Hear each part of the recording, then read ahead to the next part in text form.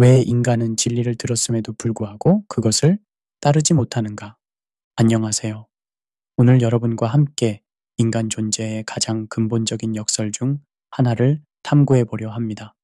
우리는 무엇이 옳은지 알면서도 왜 그것을 따르지 못하는 걸까요? 진리를 인식하는 것과 그것을 실천하는 것 사이에 존재하는 심오한 간극에 대해 살펴보겠습니다. 인류 역사를 통틀어 우리는 끊임없이 진리를 추구해 왔습니다. 철학자들은 진리의 본질을 정의하기 위해 평생을 바쳤고, 종교 지도자들은 진리를 전파하기 위해 목숨을 바쳤으며, 과학자들은 자연의 진리를 밝히기 위해 수세기 동안 연구를 계속해 왔습니다. 그럼에도 불구하고 진리를 아는 것과 그것에 따라 살아가는 것 사이에는 놀라울 정도로 큰 간극이 존재합니다. 제1장 진리와 행동의 간극. 인간의 역사를 살펴보면 우리는 흥미로운 패턴을 발견하게 됩니다. 우리는 무엇이 옳은지 알고 있으면서도 그것과는 다른 선택을 하는 경향이 있습니다. 이 현상은 개인적인 차원에서부터 사회적, 국가적 차원에 이르기까지 다양한 규모로 나타납니다. 예를 들어 건강에 관해 생각해 봅시다. 대부분의 사람들은 균형 잡힌 식단과 규칙적인 운동이 건강에 이롭다는 사실을 알고 있습니다. 이는 논쟁의 여지가 없는 진리입니다. 그러나 이 사실을 알고 있는 사람들 중 얼마나 많은 이들이 그것을 실천하고 있을까요? 우리는 패스트푸드가 건강에 해롭다는 것을 알면서도 편의와 즉각적인 만족을 위해 선택합니다. 또 다른 예로 환경 문제를 생각해 볼 수 있습니다. 우리는 기후변화가 실제하며 인간의 활동이 지구 환경에 부정적인 영향을 미치고 있다는 과학적 사실을 알고 있습니다. 그럼에도 불구하고 우리 사회는 지속 불가능한 소비 패턴을 계속 유지하고 있습니다. 개인으로서 우리는 환경을 보호해야 한다는 것을 알면서도 일회용품을 사용하고 필요 이상으로 에너지를 소비합니다. 이러한 모순은 흥미롭게도 인간의 본성에 깊이 뿌리 내리고 있습니다. 우리는 진리를 알지만 그것을 따르는 것이 불편하거나 어려울 때, 우리는 종종 타협하거나 외면하는 길을 선택합니다. 시니컬하게 말하자면 우리는 진리를 아는 것에는 뛰어나지만 그것을 실천하는 데에는 놀라울 정도로 서투릅니다. 제2장 진리는 변화와 결단을 요구한다. 진리를 아는 것과 그것을 따르는 것 사이의 첫 번째 장벽은 바로 변화에 대한 저항입니다. 인간은 본질적으로 변화를 두려워하는 경향이 있습니다. 심리학자들은 이를 현상유지 편향이라고 부릅니다. 우리는 현재의 상태, 즉 익숙한 것을 유지하고자 하는 경향이 있으며 변화는 불확실성과 불안을 가져옵니다. 진리는 종종 우리에게 변화를 요구합니다. 더 정확히 말하자면 진리는 우리의 생각과 행동 모두를 바꾸라고 요구합니다. 이것은 결코 쉬운 일이 아닙니다. 예를 들어 사람이 자신의 건강 상태가 좋지 않다는 진단을 받았다고 가정해 봅시다. 의사는 그에게 식습관을 바꾸고 규칙적으로 운동하며 스트레스를 줄이라고 조언합니다. 이것은 객관적인 진리입니다. 하지만 이러한 변화를 실행에 옮기는 것은 단순히 정보를 아는 것보다 훨씬 더 어렵습니다. 우선 그는 수년간 형성해온 습관을 바꿔야 합니다. 그의 뇌는 특정한 음식을 먹는 행동, 소파에 앉아 TV를 보는 행동 등에 이미 익숙해져 있습니다. 이러한 습관을 바꾸는 것은 단순히 의지력의 문제가 아니라 뇌의 신경회로를 재구성하는 과정입니다. 둘째, 변화는 종종 단기적인 불편함이나 고통을 수반합니다.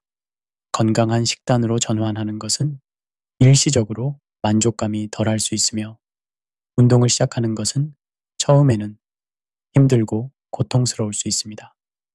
인간은 본능적으로 불편함과 고통을 피하려고 합니다. 이것은 생존을 위한 자연스러운 메커니즘이지만 때로는 진리를 따르는데 방해가 되기도 합니다. 셋째, 변화는 결단을 요구합니다. 결단이란 명확한 방향을 설정하고 그 방향을 향해 지속적으로 나아가는 것을 의미합니다. 그러나 인간은 종종 결단력이 부족하거나 일시적인 감정이나 상황에 따라 결정을 바꾸곤 합니다. 여기서 우리는 흥미로운 역설을 발견하게 됩니다. 진리는 우리를 자유롭게 하지만 그 자유에 이르는 길은 종종 어렵고 불편합니다.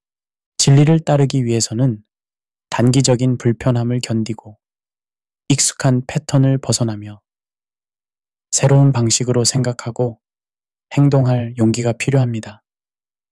시니컬하게 말하자면 우리는 진리를 알면서도 그것을 무시하는 데 놀라울 정도로 능숙합니다. 우리는 변화의 필요성을 인정하면서도 나중에 할게 라는 말로 그것을 미루곤 합니다. 그리고 그 나중이라는 시간은 대개 결코 오지 않습니다.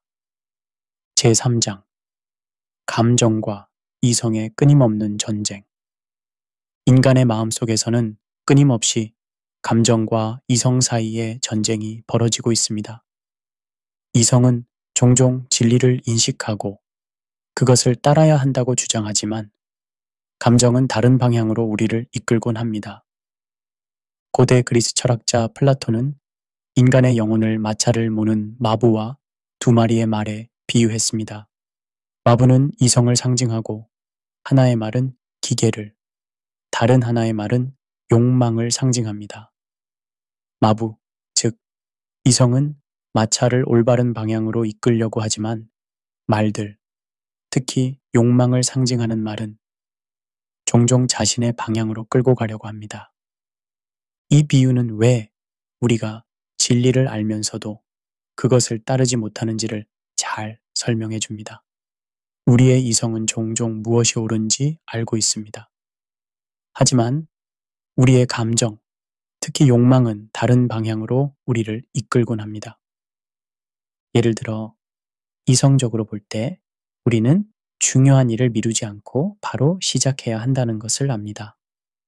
하지만 감정적으로는 그 일이 힘들거나 지루할 것이라고 느껴질 수 있습니다. 그 결과 우리는 종종 일을 미루고 대신 즉각적인 만족을 주는 활동을 선택합니다. 또한 우리는 종종 감정에 기반한 결정을 내린 후 이성을 사용해 그것을 정당화하는 경향이 있습니다. 심리학자들은 이를 사후 합리화라고 부릅니다. 우리는 선택을 하고 난 후에 왜 그것이 합리적이었는지를 설명하는 이유를 찾아냅니다. 시니컬하게 말하자면 우리 인간은 자기 기만의 대가입니다. 우리는 진리를 알면서도 그것을 무시하고 그 다음에는 왜 그것이 실제로는 괜찮은 결정이었는지를 설명하는 이유를 만들어냅니다. 그리고 이 모든 과정은 종종 무의식적으로 이루어집니다. 이러한 감정과 이성의 충돌은 종교적 맥락에서도 명확하게 드러납니다. 사도 바울은 로마서 7장 15절에서 이렇게 말했습니다. 내가 원하는 것은 행하지 아니하고 도리어 미워하는 것을 행함이라. 이는 인간의 내적 갈등을 생생하게 보여주는 표현입니다.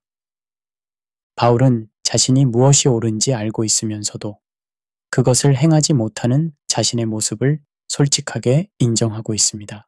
이런 내적 갈등은 특히 도덕적 결정을 내릴 때 두드러집니다. 우리는 무엇이 옳은지 알면서도 쾌락, 편의 혹은 개인적 이익을 위해 그것을 타협하곤 합니다. 그리고 그 타협 후에는 왜 그것이 실제로는 그렇게 나쁘지 않았는지 혹은 왜 그것이 특별한 상황이었는지를 설명하는 이유를 찾아냅니다. 제4장 어둠 속에 머무는 편안함. 인간이 진리를 따르지 못하는 또 다른 이유는 우리가 어둠 속에 머무는 편안함에 익숙해져 있기 때문입니다. 여기서 어둠은 진리의 부재 또는 진리를 회피하는 상태를 의미합니다. 요한복음 3장 19절과 20절에는 이러한 현상이 잘 설명되어 있습니다.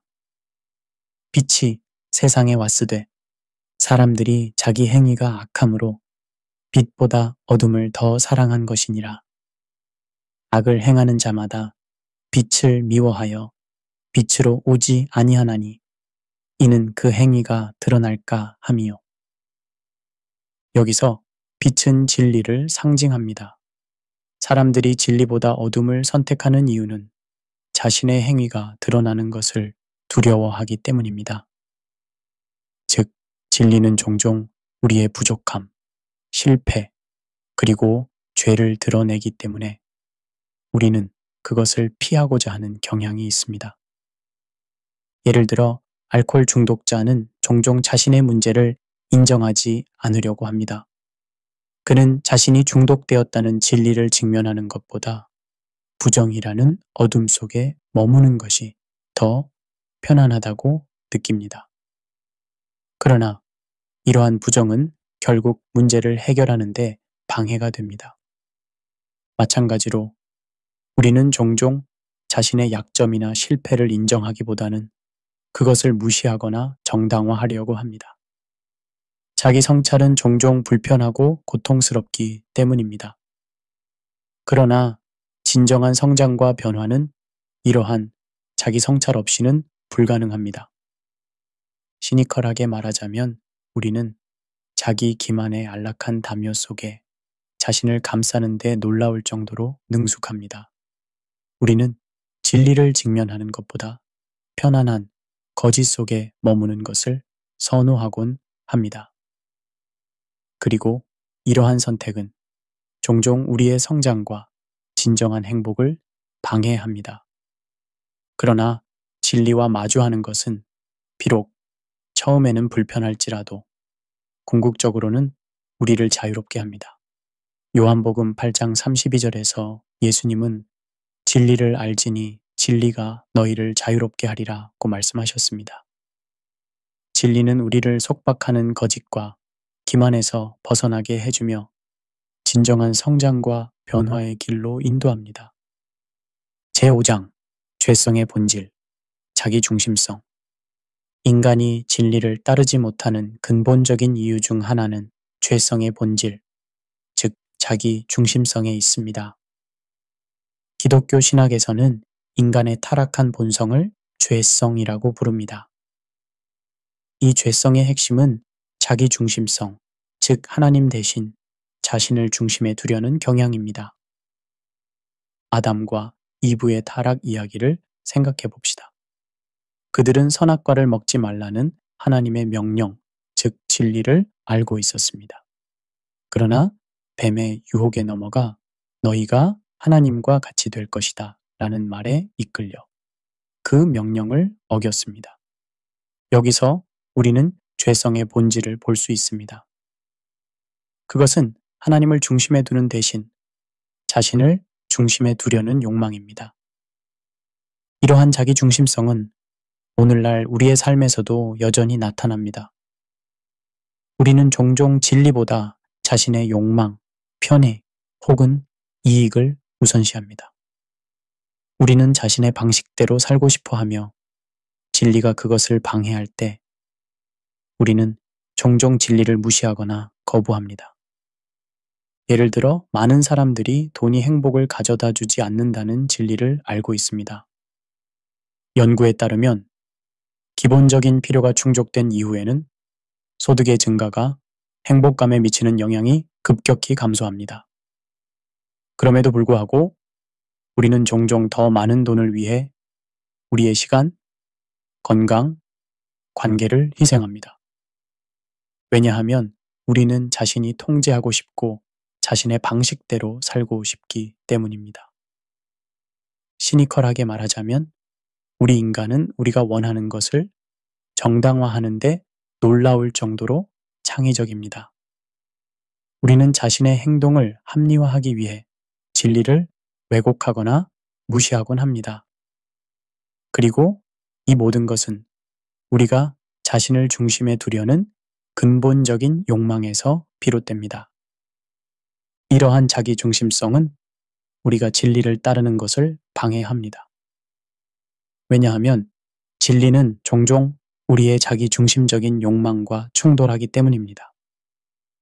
진리는 우리에게 자신을 넘어서라고, 더 큰 선을 위해 자신의 욕망을 포기하라고, 그리고 자신보다 다른 이들을 우선시하라고 요구합니다.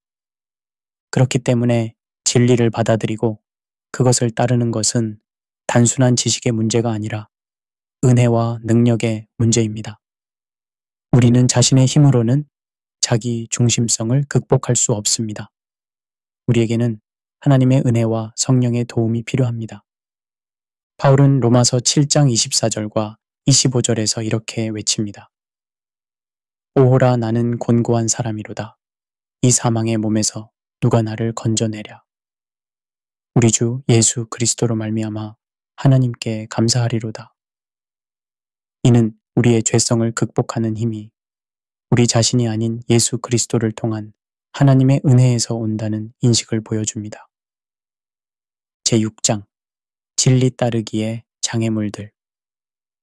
지금까지 우리는 왜 인간이 진리를 알면서도 그것을 따르지 못하는지에 대한 여러 이유들을 살펴보았습니다. 여기서 잠시 멈추고 우리가 진리를 따르는데 방해가 되는 구체적인 장애물들을 정리해 보겠습니다. 첫째, 두려움. 우리는 종종 진리를 따르는 것이 가져올 변화나 결과를 두려워합니다.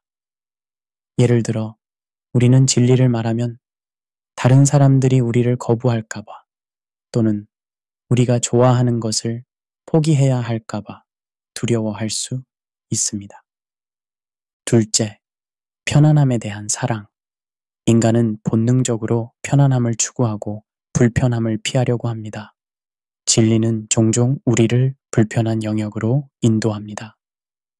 그렇기 때문에 우리는 종종 진리보다 편안함을 선택합니다. 셋째, 자기 중심성. 우리는 본질적으로 자기 중심적인 존재입니다. 우리는 자신의 욕망, 필요, 이익을 중심에 두려는 경향이 있습니다. 진리는 종종 우리의 자기 중심성과 충돌하기 때문에 우리는 종종 진리보다 자신의 욕망을 선택합니다. 넷째, 즉각적인 만족에 대한 욕구. 우리는 종종 장기적인 이익보다 즉각적인 만족을 선택합니다. 진리를 따르는 것은 종종 단기적인 희생을 요구하지만 장기적으로는 더 큰 만족과 행복을 가져옵니다. 그러나 우리는 종종 지금 당장의 만족을 위해 진리를 타협합니다. 다섯째, 사회적 압력. 우리는 종종 다른 사람들의 기대나 사회적 규범에 맞추기 위해 진리를 타협합니다. 우리는 다른 사람들에게 인정받고 싶어 하며 때로는 그 욕망이 진리를 따르는 것보다 더 강하게 다가옵니다. 마지막으로 여섯째, 죄의 기만. 성경은 히브리서 3장 13절에서 죄가 우리를 속이고 우리의 마음을 완고하게 만든다고 가르칩니다. 죄는 우리의 판단을 흐리게 하고 진리를 왜곡시키며 우리가 진리를 명확하게 보지 못하게 합니다. 이러한 장애물들은 모두 우리가 진리를 듣고도 그것을 따르지 못하게 하는 요인들입니다.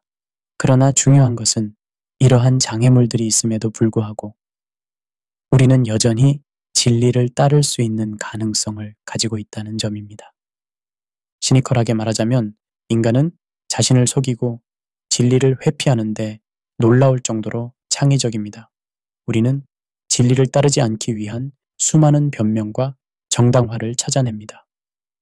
그러나 동시에 인간은 이러한 장애물들을 극복하고 진리에 따라 살아갈 수 있는 놀라운 능력 또한 가지고 있습니다. 제7장 진리와 자유.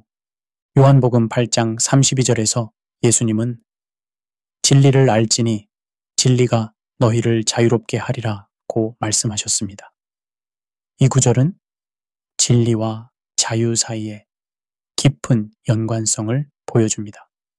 그러나 이 자유란 정확히 무엇을 의미할까요? 먼저 진리는 우리를 거짓과 기만에서 자유롭게 합니다. 우리가 진리를 알고 그것을 받아들일 때 우리는 더 이상 거짓과 기만의 속박 아래 살지 않게 됩니다. 우리는 현실을 있는 그대로 볼 수 있게 되며 이는 우리로 하여금 더 나은 결정을 내릴 수 있게 해줍니다. 예를 들어 중독에 시달리는 사람을 생각해 보세요. 그는 자신의 중독을 인정하지 않고 그것이 문제가 되지 않는다고 자신을 속입니다. 그러나 그가 진실을 직면하고 자신의 중독을 인정할 때 그는 첫 번째 회복의 단계를 밟게 됩니다. 진리는 그를 자기 기만의 속박에서 자유롭게 합니다. 둘째, 진리는 우리를 죄의 속박에서 자유롭게 합니다. 우리가 진리, 특히 복음의 진리를 알고 받아들일 때 우리는 죄의 권세에서 해방됩니다. 로마서 6장 6절과 7절에서 바울은 우리가 알거니와 우리의 옛사람이 예수와 함께 십자가에 못 박힌 것은 죄의 몸이 죽어 다시는 우리가 죄에게 종노릇하지 않게 하려 함이니 이는 죽은 자가 죄에서 벗어나 의롭다 하심을 얻었음이라고 말합니다. 셋째, 진리는 우리를 두려움에서 자유롭게 합니다.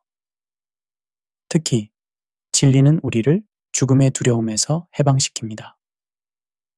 히브리서 2장 14절과 15절에 따르면 예수님은 죽음의 세력을 잡은 자, 곧 마귀를 없이 하시며 또 죽기를 무서워함으로 일생에 매여 종 노릇하는 모든 자들을 놓아 주려 오셨습니다.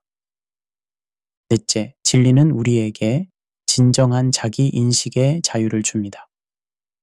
우리가 진리의 빛 아래서 자신을 볼 때 우리는 우리의 강점과 약점, 우리의 가치와 목적을 더 명확하게 이해할 수 있습니다. 이는 우리에게 진정한 자기 수용과 성장의 자유를 줍니다. 그러나 아이러니하게도 이러한 자유에 이르는 길은 종종 불편하고 어렵습니다. 시니컬하게 말하자면 우리는 종종 진리보다 편안한 거짓을 선택합니다. 우리는 자유보다 익숙한 속박을 선택합니다.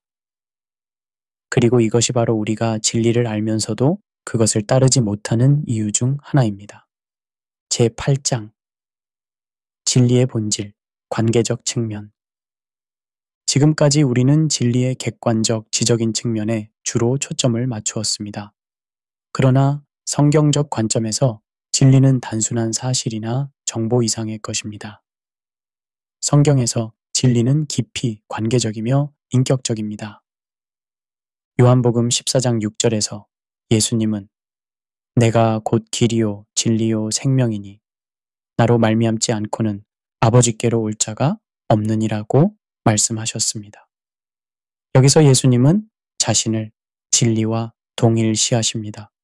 즉, 진리는 단순한 개념이나 원칙이 아니라 인격체인 예수 그리스도 자신입니다.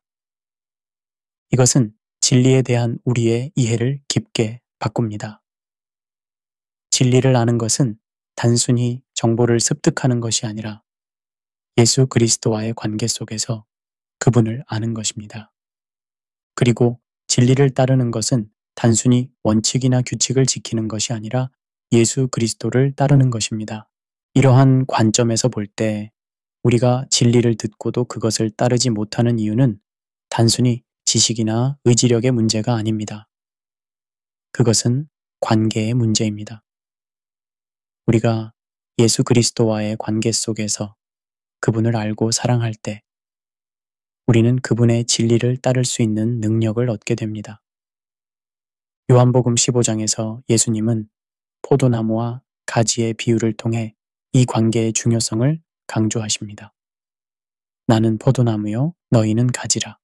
그가 내 안에 내가 그 안에 거하면 사람이 열매를 많이 맺나니 나를 떠나서는 너희가 아무것도 할 수 없음이라. 요한복음 15장 5절. 즉 우리는 예수님과의 관계 속에서만 진리의 열매를 맺을 수 있습니다. 시니컬하게 말하자면 우리는 종종 예수님과의 관계없이 그분의 진리를 따르려고 시도합니다. 우리는 종교적 의무감이나 도덕적 우월감에서 진리를 따르려고 하지만 이러한 접근 방식은 대개 실패로 끝납니다. 왜냐하면 진리는 그 본질상 관계적이기 때문입니다. 제9장 진리 따르기의 실용적 접근. 지금까지 우리는 왜 인간이 진리를 듣고도 그것을 따르지 못하는지에 대한 이론적, 철학적, 신학적 이유들을 살펴보았습니다. 이제는 더 실용적인 접근 방법, 즉 어떻게 하면 진리를 더 잘 따를 수 있는지에 대해 알아보겠습니다. 첫째, 진리를 듣는 것에서 멈추지 말고 작은 실천부터 시작하는 것이 중요합니다. 우리는 종종 큰 변화를 한 번에 이루려고 합니다. 그러나 이러한 접근 방식은 대개 실패로 끝납니다. 대신 작은 변화부터 시작하는 것이 훨씬 더 효과적입니다. 예를 들어, 만약 당신이 더 건강해지고 싶다면 처음부터 완전히 새로운 식단과 격렬한 운동 계획을 시작하는 대신 하루에 한 번씩 과일을 먹거나 10분 동안 걷는 것부터 시작할 수 있습니다. 이러한 작은 변화는 시간이 지남에 따라 더 큰 변화로 이어질 수 있습니다. 둘째, 완벽한 순종보다는 성실한 반응과 지속적인 방향성에 초점을 맞추는 것이 중요합니다. 우리는 종종 완벽하게 진리를 따르지 못하면 아예 포기해버리는 경향이 있습니다. 그러나 이러한 전부 아니면 전무식의 사고방식은 대개 도움이 되지 않습니다. 대신 우리는 실패할 때에도 계속해서 진리를 향해 나아가는 지속적인 방향성을 유지하는 것이 중요합니다. 우리가 실패하더라도 그것은 우리가 진리를 완전히 포기해야 한다는 것을 의미하지 않습니다. 대신 우리는 다시 일어나 계속해서 나아가야 합니다. 시니컬하게 말하자면 우리는 완벽주의가 종종 게으름에 위장된 형태라는 것을 인정해야 합니다.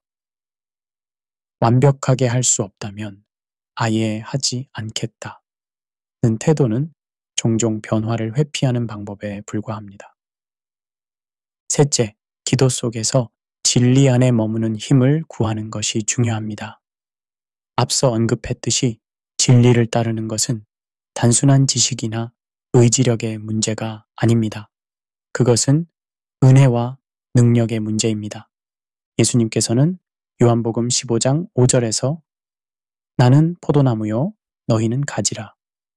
그가 내 안에 내가 그 안에 거하면 사람이 열매를 많이 맺나니 나를 떠나서는 너희가 아무것도 할 수 없음이라 고 말씀하셨습니다. 이는 우리가 자신의 힘으로는 진리를 따를 수 없으며 예수 그리스도와의 관계 속에서 보는 힘이 필요하다는 것을 보여줍니다. 그러므로 우리는 진리를 따르기 위한 힘을 위해 하나님께 기도해야 합니다. 우리는 성령님의 도우심을 구해야 하며 우리의 마음이 진리에 열려 있고 그것을 따를 수 있는 은혜를 구해야 합니다. 넷째, 공동체의 지원과 책임을 구하는 것이 중요합니다. 우리는 혼자서는 진리를 따르기 어렵습니다. 우리에게는 우리를 격려하고 지원하며 필요할 때 우리에게 책임을 물을 수 있는 공동체가 필요합니다. 히브리서 10장 24절과 25절에서는 서로 돌아보아 사랑과 선행을 격려하며 모이기를 패하는 어떤 사람들의 습관과 같이 하지 말고 오직 권하여 그날이 가까움을 볼수록 더욱 그리하자라고 말합니다. 이는 우리가 서로를 격려하고 지원함으로써 함께 진리를 따를 수 있다는 것을 보여줍니다. 시니컬하게 말하자면 우리는 종종 자신을 속이는 것에 능숙하지만 다른 사람들은 우리의 자기 기만을 꿰뚫어 보는 경향이 있습니다. 그렇기 때문에 우리에게는 우리를 명확하게 볼 수 있고 우리가 진리에서 벗어날 때 우리를 바로잡아 줄 수 있는 사람들이 필요합니다. 제10장 진리 따르기의 열매. 지금까지 우리는 왜 인간이 진리를 알면서도 그것을 따르지 못하는지, 그리고 우리가 어떻게 그 장애물들을 극복할 수 있는지에 대해 살펴보았습니다. 이제는 진리를 따를 때 우리가 경험하게 되는 열매, 즉 축복에 대해 알아보겠습니다. 첫째, 진리를 따를 때 우리는 내적 일치를 경험합니다. 우리가 알고 있는 것과 행하는 것 사이의 불일치는 종종 내적 갈등과 스트레스를 야기합니다. 반면 우리가 진리에 따라 살 때 우리는 내적 평화와 일치를 경험하게 됩니다. 둘째, 진리를 따를 때 우리는 진정한 자유를 경험합니다. 앞서 언급했듯이 예수님은 진리를 알지니 진리가 너희를 자유롭게 하리라고 말씀하셨습니다. 요한복음 8장 32절. 진리는 우리를 거짓, 두려움, 죄의 속박에서 자유롭게 합니다.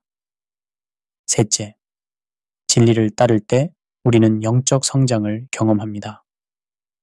베드로전서 2장 2절에서는 갓난 아기들 같이 순전하고 신령한 젖을 사모하라. 이는 그로 말미암아 너희로 구원에 이르도록 자라게 하려 함이라고 말합니다. 진리의 말씀은 우리의 영적 성장을 위한 양식입니다. 넷째, 진리를 따를 때 우리는 하나님과의 깊은 관계를 경험합니다.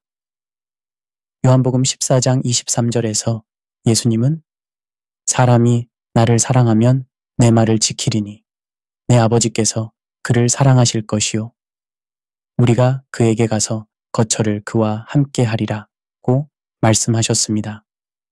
우리가 진리를 따를 때 우리는 하나님의 사랑과 임재를 더 깊이 경험하게 됩니다. 다섯째, 진리를 따를 때 우리는 다른 이들에게 축복이 됩니다. 우리가 진리에 따라 살 때 우리는 빛과 소금으로서 다른 이들에게 영향을 미치게 됩니다. 마태복음 5장 13절에서 16절. 우리의 삶은 다른 이들에게 진리의 아름다움과 가치를 보여주는 증거가 됩니다. 여섯째, 진리를 따를 때 우리는 궁극적으로 영원한 보상을 받게 됩니다. 히브리서 11장 6절에서는 믿음이 없이는 하나님을 기쁘시게 하지 못하나니 하나님께 나아가는 자는 반드시 그가 계신 것과 또한 그가 자기를 찾는 자들에게 상 주시는 이심을 믿어야 할지니라 고 말합니다. 우리가 진리를 따를 때 우리는 하나님께서 약속하신 영원한 보상을 받게 됩니다. 시니컬하게 말하자면 우리 인간은 종종 단기적인 이익을 위해 장기적인 가치를 희생하는 경향이 있습니다. 우리는 즉각적인 만족을 위해 진리를 타협하지만 그 결과로 우리는 진리를 따를 때 얻을 수 있는 훨씬 더 큰 축복을 놓치게 됩니다. 제11장 진리와 은혜. 지금까지 우리는 주로 인간의 관점에서 진리를 따르는 것에 대해 논의해 왔습니다. 즉, 우리가 왜 진리를 따르지 못하는지, 그리고 우리가 어떻게 그것을 더 잘 따를 수 있는지에 대해 살펴보았습니다. 그러나 이제는 하나님의 관점에서, 특히 은혜의 관점에서 이 문제를 살펴보겠습니다. 기독교 신앙에서 진리를 따르는 것은 단순히 우리의 노력이나 의지력의 문제가 아닙니다. 그것은 근본적으로 은혜의 문제입니다. 은혜란 하나님께서 우리에게 주시는 선물로 우리가 그것을 받을 자격이 없음에도 불구하고 주어지는 것입니다. 에베소서 2장 8절부터 10절에서 바울은 이렇게 말합니다. 너희는 그 은혜에 의하여 믿음으로 말미암아 구원을 받았으니 이것은 너희에게서 난 것이 아니요 하나님의 선물이라. 행위에서 난 것이 아니니 이는 누구든지 자랑하지 못하게 함이라. 우리는 그가 만드신 바라 그리스도 예수 안에서 선한 일을 위하여 지으심을 받은 자니 이 일은 하나님이 전에 예비하사 우리로 그 가운데서 행하게 하려 하심이니라. 이 구절은 우리의 구원이 전적으로 하나님의 은혜에 의한 것이며 우리의 행위로 인한 것이 아님을 명확히 보여줍니다. 그러나 동시에 우리는 선한 일을 위해 지음받았으며 하나님께서는 우리가 그러한 선한 일을 행하기를 원하십니다. 이러한 관점에서 볼 때 진리를 따르는 것은 하나님의 은혜에 대한 우리의 반응입니다. 우리는 구원을 얻기 위해 진리를 따르는 것이 아니라 이미 받은 구원과 은혜에 대한 감사와 사랑으로 진리를 따르는 것입니다. 이것은 우리의 접근 방식을 근본적으로 바꿉니다. 우리는 더 이상 내가 충분히 노력하면 진리를 따를 수 있을 것이다 라고 생각하지 않습니다. 대신 우리는 하나님께서 나에게 주신 은혜와 능력으로 나는 진리를 따를 수 있다고 생각합니다. 시니컬하게 말하자면 우리 인간은 종종 하나님과의 관계를 거래적으로 바라보는 경향이 있습니다. 우리는 내가 이렇게 선하게 살면 하나님께서 나를 축복해 주실 것이다 라고 생각합니다. 그러나 이러한 사고방식은 은혜의 본질을 오해한 것입니다. 은혜는 우리의 행위에 관계없이 하나님께서 우리에게 주시는 선물입니다. 동시에 은혜는 우리를 변화시킵니다. 은혜는 우리에게 진리를 따를 수 있는 능력과 동기를 부여합니다. 디도서 2장 11절과 12절에서는 모든 사람에게 구원을 주시는 하나님의 은혜가 나타나 우리를 양육하시되 경건하지 않은 것과 이 세상 정욕을 다 버리고 신중함과 의로움과 경건함으로 이 세상에 살도록 하셨으니 라고 말합니다. 즉, 하나님의 은혜는 우리를 가르치고 훈련시켜 우리가 경건하고 의롭게 살 수 있도록 합니다. 제12장 진리의 궁극적 승리. 우리는 여러 장에 걸쳐 왜 인간이 진리를 알면서도 그것을 따르지 못하는지, 그리고 어떻게 그 장애물들을 극복할 수 있는지에 대해 살펴보았습니다. 이제 마지막으로 진리의 궁극적 승리에 대해 생각해 봅시다. 역사를 통틀어 진리는 종종 억압되고 왜곡되며 거부되어 왔습니다. 그러나 진리는 항상 궁극적으로 승리합니다. 왜냐하면 진리는 현실의 본질이기 때문입니다. 거짓은 일시적으로 유지될 수 있지만 장기적으로는 항상 무너집니다. 기독교 신앙에서는 이 진리의 궁극적 승리가 예수 그리스도의 재림과 하나님 나라의 완성에서 이루어질 것으로 믿습니다. 요한계시록 21장 1절부터 5절에서는 새 하늘과 새 땅에 대한 비전을 제시합니다.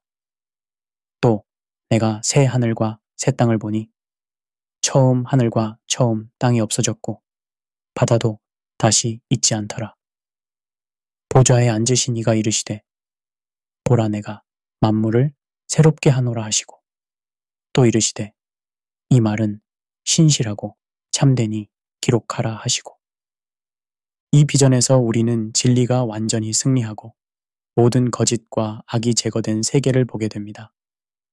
이는 우리에게 희망과 용기를 줍니다. 비록 지금 우리가 진리를 따르는 것이 어렵고 때로는 불가능해 보일지라도 궁극적으로 진리는 승리할 것이기 때문입니다.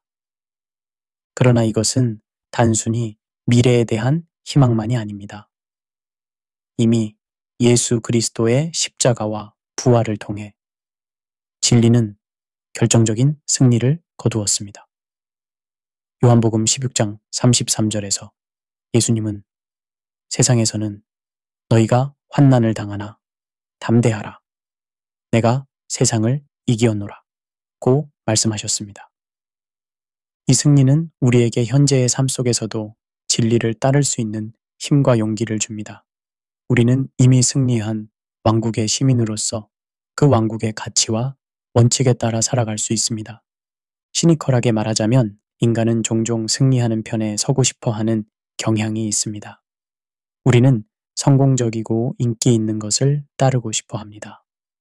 그렇다면 궁극적으로 진리가 승리할 것이라는 사실은 우리가 지금 그 진리를 따를 강력한 동기가 될 수 있습니다. 결론. 진리 안에서의 여정. 이제 우리의 여정을 마무리할 시간입니다. 우리는 왜 인간이 진리를 알면서도 그것을 따르지 못하는지에 대한 깊은 탐구를 진행했습니다. 우리는 인간의 본성, 감정과 이성의 충돌, 죄성의 본질, 그리고 어둠 속에 머무는 편안함 등 다양한 요인들을 살펴보았습니다. 또한 우리는 진리를 더 잘 따르기 위한 실용적인 방법들, 진리와 자유의 관계, 진리의 관계적 측면, 그리고 진리와 은혜의 관계에 대해서도 살펴보았습니다. 마지막으로 우리는 진리의 궁극적 승리에 대한 희망과 확신으로 우리의 논의를 마무리했습니다. 이 모든 논의를 통해 우리는 다음과 같은 중요한 진리들을 발견했습니다. 1. 진리를 아는 것과 그것을 따르는 것은 완전히 다른 차원의 일입니다. 이 인간은 본질적으로 변화를 두려워하며 편안함을 추구하는 경향이 있습니다. 3. 우리 안에는 감정과 이성이 끊임없이 충돌하고 있습니다. 4. 죄성의 본질은 하나님 대신 자신을 중심에 두려는 자기 중심성입니다. 5. 진리를 따르는 것은 단순한 지식이나 의지력의 문제가 아니라 은혜와 능력의 문제입니다. 6. 진리는 우리를 자유롭게 하며 이 자유는 관계 속에서 발견됩니다. 7. 진리를 따를 때 우리는 내적 일치, 자유, 영적 성장, 하나님과의 깊은 관계 등 풍성한 열매를 경험하게 됩니다. 그리고 8. 궁극적으로 진리는 승리할 것이며 우리는 그 승리의 일부가 될 수 있습니다. 성경은 이 모든 진리의 원천이며 우리의 모든 질문에 대한 답을 제공합니다. 요한복음 8장 32절에서 예수님이 말씀하셨듯이 진리를 알지니 진리가 너희를 자유롭게 하리라. 이 자유는 단순한 개념이 아니라 예수 그리스도와의 살아있는 관계 속에서 경험되는 현실입니다. 우리 각자는 진리를 따르는 여정에 있습니다. 때로는 실패하고 넘어지며 진리에서 벗어나기도 합니다. 그러나 중요한 것은 우리가 계속해서 진리를 향해 나아가는 것입니다. 완벽한 순종이 아니라 성실한 반응과 지속적인 방향성이 중요합니다. 그리고 무엇보다 우리는 이 여정에서 혼자가 아닙니다.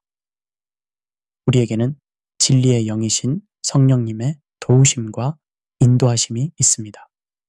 요한복음 16장 13절에서 예수님은 그러나 진리의 성령이 오시면 그가 너희를 모든 진리로 인도하시리니 라고 말씀하셨습니다. 우리는 성령님의 도우심을 통해 진리를 알고 그것을 따를 수 있습니다. 또한 우리에게는 서로를 지원하고 격려하는 믿음의 공동체가 있습니다. 히브리서 10장 24절과 25절에서는 서로 돌아보아 사랑과 선행을 격려하며 모이기를 패하는 어떤 사람들의 습관과 같이 하지 말고 오직 권하여 그날이 가까움을 볼수록 더욱 그리하자라고 말합니다. 우리는 함께 진리를 향해 나아갈 때 서로에게 힘과 용기를 줄 수 있습니다. 마지막으로 우리는 진리를 따르는 것이 단순히 의무나 규칙의 문제가 아니라 사랑의 문제임을 기억해야 합니다. 우리는 하나님을 사랑하기 때문에 그분의 진리를 따릅니다. 요한일서 5장 3절에서는 하나님을 사랑하는 것은 이것이니 우리가 그의 계명들을 지키는 것이라 그의 계명들은 무거운 것이 아니로다 라고 말합니다. 사랑이 있을 때 진리를 따르는 것은 무거운 짐이 아니라 기쁨이 됩니다. 따라서 진리를 듣고도 그것을 따르지 못하는 근본적인 이유는 우리의 사랑이 부족하기 때문일 수 있습니다. 우리가 하나님을 더 깊이 사랑할 때 우리는 자연스럽게 그분의 진리를 더 잘 따르게 될 것입니다. 이제 우리의 탐구를 마치며 진리 안에서의 여정을 계속할 수 있는 지혜와 은혜를 기원합니다. 우리가 진리를 알 뿐만 아니라 그것을 따르는 삶을 살아갈 수 있기를 소망합니다.